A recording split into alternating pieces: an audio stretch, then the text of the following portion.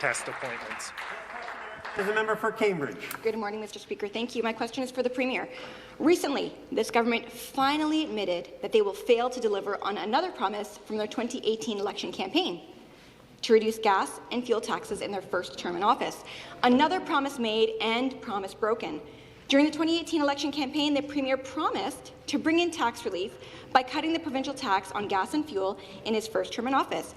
By November of 2021, with this promise still not fulfilled, the Premier said a cut in gas taxes would come before the next budget. But now, the budget is on its way, and the government has stated that only a temporary cut in gas and fuel taxes would come, and only if they are re-elected. Looking back on the last 4 years of a wasted opportunity, why did the government not keep its commitment to cut the provincial tax on gas and fuel during its first term in office? Thank you.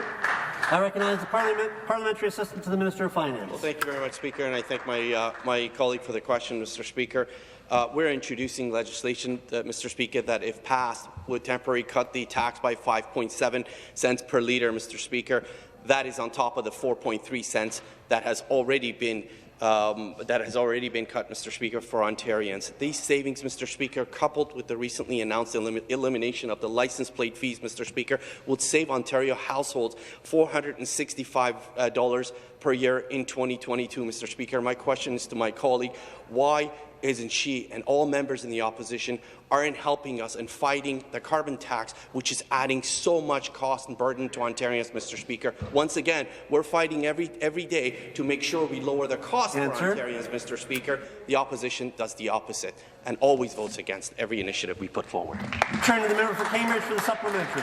Oh, they keep talking about the carbon tax, and they've implemented their own. Speaker, a cut to the provincial tax on gas and fuel would have been of great help to Ontarians over the last 4 years, especially as this government and its forced lockdowns and mandates shuttered businesses and put people out of work.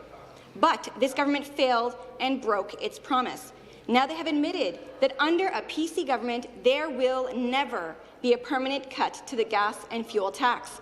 The government has said that they will cut the gas and fuel tax, but only if re-elected and only for a few months.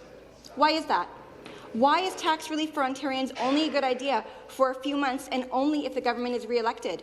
Why won't the government cut gas and fuel taxes today and make the cut permanent? Thank you.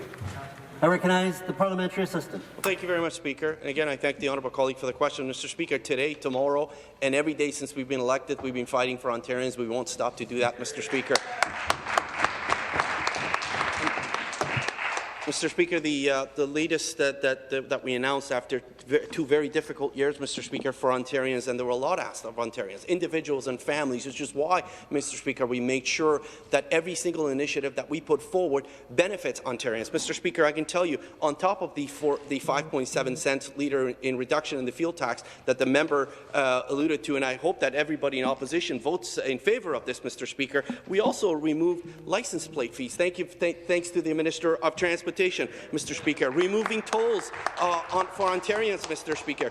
And again, at every single time that, Mr. Speaker, that we put these forward, the opposition votes against it. Well, but that's not going to stop us, Mr. Speaker. Every single day, we will work hard to make sure that we make life more affordable for the people of Ontario, including members in her riding.